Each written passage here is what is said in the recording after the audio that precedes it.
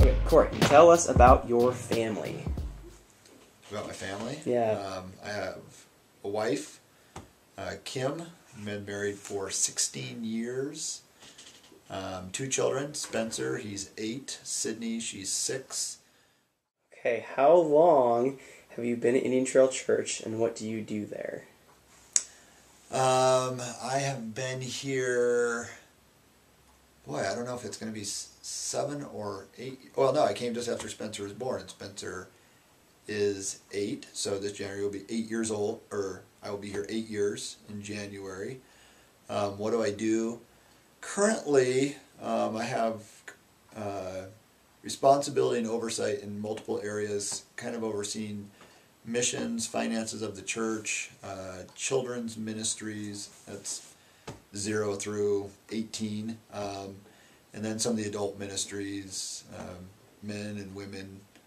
I think that's, well, now that I oversee personnel, I don't know. Whatever Kyle doesn't do, I do, and vice versa. So, yes. But there's behind-the-scenes stuff that both of us do. But those are some of the primary things. So you're a busy man. I have enough to keep. Yeah, I have enough to keep my time full. Yes, I do. Yes. All right. Well, when you have free time, if you were to go to a movie theater and watch a movie, how many armrests would you claim as being yours? 0, 1, or 2? How many armrests in a movie theater? I don't know what that means. Well, think about it. You know, you have people sitting on either side of you. Are you able to claim the armrest that's connected to your chair, or are they that person's because they might want that? Oh, if I go to a movie theater, you know what? That'd be like on an airplane too. Do I take the armrest? I see what you're saying now.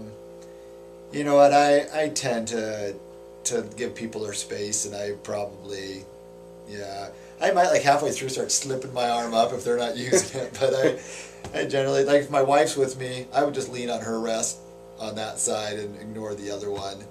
But no, I generally would just give people their space. If it's a little kid and they're leaning away, then I'll probably feel no problem. If it's a larger person, I'll probably just let them have it and move on. Yeah. It's very, very complicated, this question of armrests. It is. It tells a lot about a person. Yeah, that's what I was afraid of there. Yeah, so I thought maybe we were going. All right, Corey, tell us one interesting thing about yourself, or something interesting that's happened to you, or an interesting story related to your life.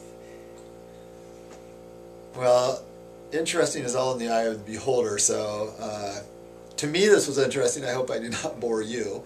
Actually, I have 2 that I'm really wrestling with, as you say that.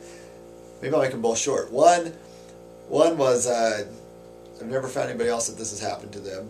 I was actually literally riding across almost a desert on a horse, which I'm sure had a name, but I did not know it. So for the sake of an old song, we'll just say the horse with no name. Came to a small watering hole. The horse then threw me off, jumped into the watering hole, and I'm watching it, and it got its hoof caught on the stirrup thing, and so every time it kicked to swim, it would pull its head under again. Well, I saw this, and I'm thinking, man, I got to help this horse, but I'm like, that thing is huge. If that hoof hits me, I'm dead, right? So I kind of waited till it stopped thrashing, swam out there, fully clothed, grabbed the horse's head, pulled up, and then just all this white stuff just came out of its mouth. It was kind of disgusting, and then it started just to sink. And I'm holding on to this thing and it's starting to pull me under the water. And game over, man. So I let go. I swim back to the shore and I stand out in the middle of literally this desert, Hay, Washington, in the middle of nowhere for about a half an hour, 45 minutes. And the horse never comes back up again. So that was intriguing. But this was an exciting one. And the youth group days, all these exciting things really happen. Long story short, got this thing that was called a percussion grenade from a guy out at Fairchild that we were going to throw in a fire pit at a youth group event at night and just scare them all. Well, God protected me. We didn't do that, and because we lost it in the mountains. And so the next day we went back to my friends, we got it. Anyway, we still wanted to light the thing because it was really cool. It was about the size of a toilet paper tube.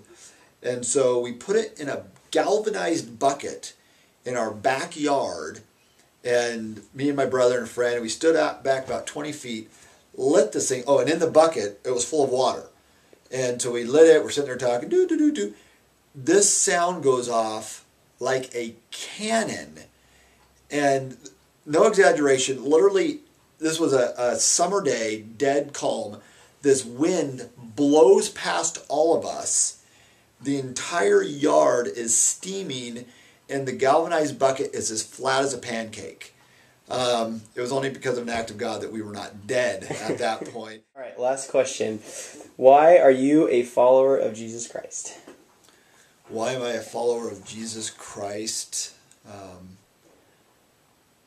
Well, at this point in my life, I could imagine no other thing. I believe fully in His Word when He says He's the way, the truth, and the life. I fully recognize that apart from Him, I am nothing.